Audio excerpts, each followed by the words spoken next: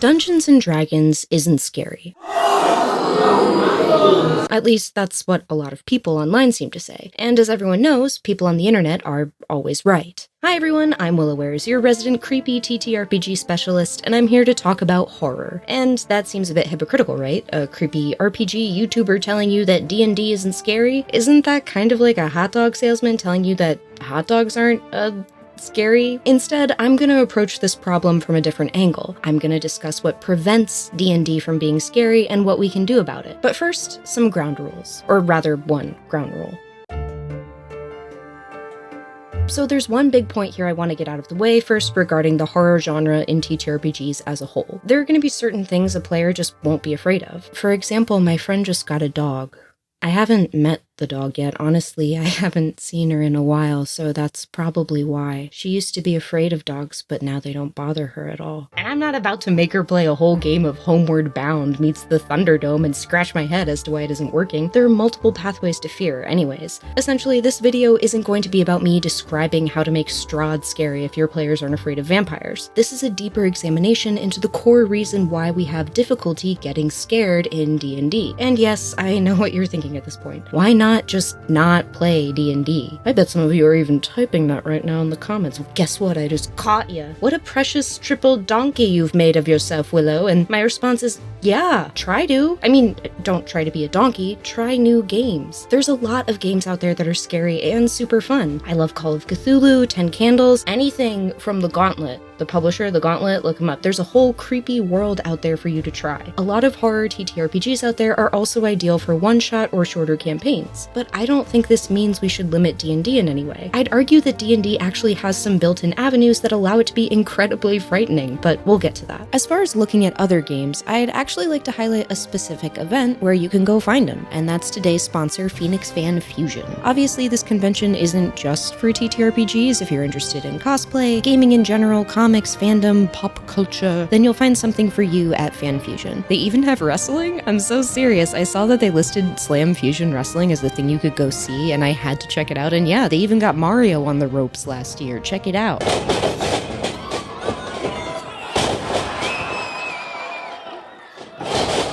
All in all, it seems like a really fun event. I think it's important to showcase these things because I've met some amazing folks at conventions, and it's a great way to find your newest favorite thing. They have signature shows which you can go check out depending on your specific interest, like Game Tabletopia for TTRPGs or Arcade Oasis for arcade stuff. Last year, there were over 130,000 attendees, and they're planning on it being even bigger this year. Also, kids 12 and under actually attend free, which is great for families. So thank you, Fan Fusion. Tickets are actually on sale right now. They're here. They've arrived. So if you'd like to know more, check it out in the link below. So what's the rotten meat in the D&D sandwich that prevents it from being a true horror hoagie? To me, it's one simple concept. It's a bit complicated to overcome, but if I had to describe it succinctly, I'd say D&D is resource-rich, horror-poor. This is arguably the biggest hurdle modern D&D faces in regards to being scary. D&D as a system gives its players a ton of resources and agency. Resources meaning spells, feats, and items, and agency meaning choice and control. These are pretty much the first things that go down the drain when it comes to horror. Think of games like Resident Evil where the ammo can run out, or Alien Isolation where the alien runs out. At you! The alien runs at you, and you have a flamethrower that feels more like a feather duster against those guys than anything else.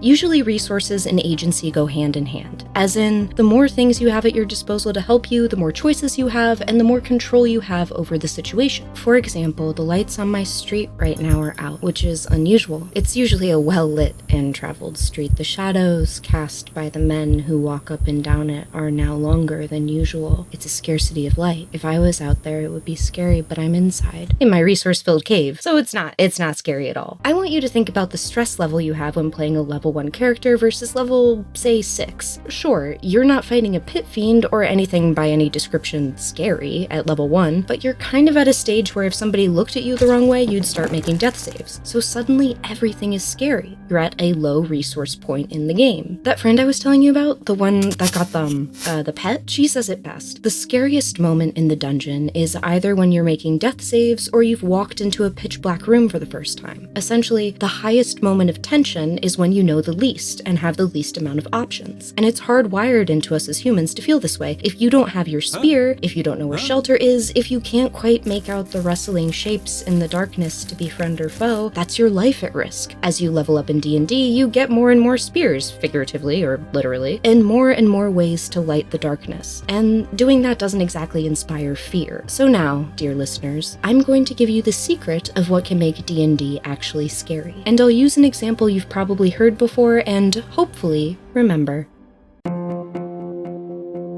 Okay, before you click off, this isn't a video just about the False Hydra. I'm just using it as an example of how you can make horror work in D&D. In my opinion, the False Hydra is a brilliant homebrew, but it's highly situational. If you don't know, here's the quickest primer I can offer. It reared its ugly head first on the Goblin Punch blog run by Arnold Kemp, who makes a ton of really useful OSR content. A lot of the imagery for the monster is drawn from the Dead Hand, an enemy from Ocarina of Time. You'll remember it because it was most likely one of the monsters that made you turn off your N64 and run out of the room screaming. The premise works like this. The False Hydra emits a noise, a song, that causes everyone that hears it to essentially ignore it, like it's existing right outside of your vision, even if it was right in front of you. And here, a quote directly from the Goblin Punch blog. A man is walking along a deserted street. Suddenly, he realizes that the silence is more profound, as if a loud noise had just ceased. There's a rattle as a sewer gate slides over rough stone. In that darkness, a fleshy face leering with undisguised hunger. It lunges forward on a thick neck that slides out of the darkness like a sheath, 1 foot, 3 feet, 6 feet long, and then it bites him on the arm and drags him down that narrow gap, yanking and twisting to fit the man's body through that too small space. And when the sounds of the eating have ceased, the song resumes. The man has family, friends who will notice his absence, but the song of the Hydra massages their mind, smoothing the wrinkles on their brain. The Hydra has eaten the man who is now known to the Hydra. The song erases the memories from their soft heads. They will not notice his absence nor remember him. Creepy, right? If I could write one homebrew monster that has a fraction of this aura, I'd be overjoyed. It's brilliant. Unfortunately, it's also too known now, in my opinion. I think it's almost a meme in the community and people are hyper vigilant for it, which is ironic because this monster is all about forgetting it. Ironic like in the incorrect definition of irony, I think. I don't know. Oh wait, is the False Hydra like the best example of dramatic irony? I don't know. Maybe I'm wrong. You guys will tell me. You'll tell me if I'm wrong. Most importantly, it's a good example of how knowing something through exposure can make it less scary. After all, what's scary about my dark street that I talked about earlier? What's scary about that weird dog that only comes out around dusk? I've seen him a million times, at least I think I have. I don't know. Basically what I'm saying is that familiarity breeds courage. Regardless of how you feel about the False Hydra balance-wise, you have to admit this monster kind of swept through the community like wildfire. There's skits, videos, all about this guy. You couldn't sit down at a Halloween one-shot without somebody rubbing their hands together going, oh boy, I bet it's gonna be a False Hydra this time. And that speaks to the success of the concept. People are hungry for something actually scary in D&D.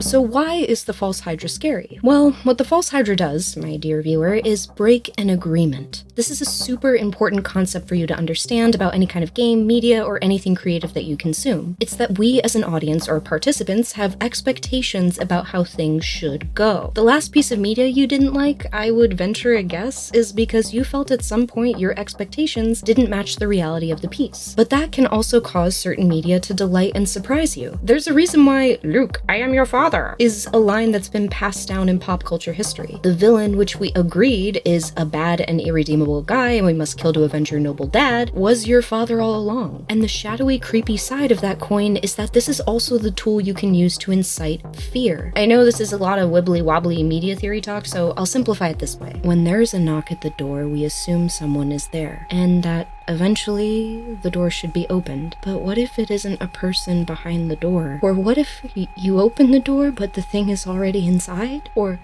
What if you aren't allowed to see what's behind? You can say that the False Hydra is scary because forgetting is scary, and it's got a melty, cool face design, sure, but is it more that we're all pretending to go along with the fact that the characters are forgetting things, or is it more that the information is simply gone? Information gathering, identities of characters and NPCs, these are all things we assume to be persistent touchstones within the game. The introduction of the False Hydra breaks that agreement. It reaches outside the narrative to shake the foundations of the game. This is why it's also a hard monster to run. When this particular agreement is interrupted, some players will absolutely be tempted to metagame because it feels like the only solution. You know, as Timothy Chalamet, that Johnny Ballet Opera Hands was a noble guard, but you have to pretend somehow through your character's silly Dune guy that you somehow forgot he existed? That's kind of hard to do. But it's also important to recognize the False Hydra while breaking an agreement isn't breaking the game. The False Hydra doesn't have a move called I automatically win and everyone is super scared of me and dies. So let me give you another example. This is one of the reasons why Lovecraftian horror is actually scary. I would argue it's what this subsection of the horror genre hinges on completely. It's because a lot of the time you don't get a description of the monster the story is describing. This is the agreement of description to understanding. We know the flower in the field is yellow because the play written in the book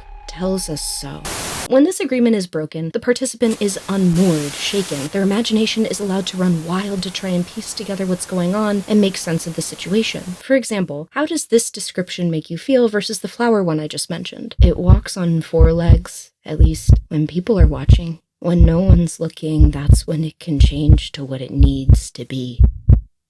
There are a lot of agreements you can spot in any form of media. Resolution after conflict, a trope even, is a type of expected agreement. You expect this video to follow a certain format and tell you certain things. It will have a beginning and an end, and a joke every few minutes or so, and a useful, comforting conclusion. And you know what game is also chock full of agreements? Dungeons and Dragons, baby. And in a delicious twist of irony, I think situational irony, it's definitely not dramatic irony this time, I don't know, maybe it's just ironic the way Alanis Morissette says, like rain in your Chevrolet. The resource-rich, agency-abundant environment that seems to prevent D&D from being scary actually allows more opportunities for expected agreements, thus opening up the genre for more weak points you can stab a horror knife into. When thinking about horror, what would be a moment in your game or your book or your piece of media that you're working on to break an agreement? Now, here's the important distinction. It can't be something that makes the game unfair. That won't feel good to your players. Or if you're trying to be a player that's creepy, you can just come across as metagamey or power gaming. One of my favorite creepy ways, for example, to break an agreement is to play off expectations. I absolutely love putting evidence of someone rooting around in a cleared room after my players have gone through it the first time. This is a surprisingly easy agreement to break. Lots of new players think of a cleared room as quote-unquote safe, and suddenly the idea of someone stalking them from not the dark unexplored depths in front of them, but what they considered an already tread path to a safe exit is scary, like something standing in the middle of the street where you live. It's a bit of an abstract concept, and I'm sure that there's some cleaner media theory to describe what I'm getting at here, signified, signifier, whatever. But this is YouTube, and I gotta keep it punchy. It's me versus Mr. Beast, everybody, and I think I'm losing. I'm losing the slop war. I want you to take a moment and maybe write down or think about what is an agreement in whatever you're chipping away at right now creatively. What is something your audience or players or party expects? And listen, if you're having trouble figuring out how to break it, I've noticed in my comment section, you all really like to theory craft, and especially when it comes to characters or games, bounce off each other, so the answer could be waiting for you down in the comments below. Such a quick scroll away. And finally, the keystone to bringing all this to— oh my god, okay. Hey, okay, so you can cut this part out, but there's something outside on my street. It has been making noise the whole time. God, I really hope it didn't mess up the recording. Okay, here. To prove it to you, I am moving to the mic to the window. You can hear it. Hold on.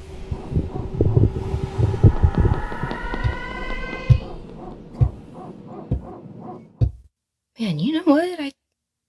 I think there's somebody in the road.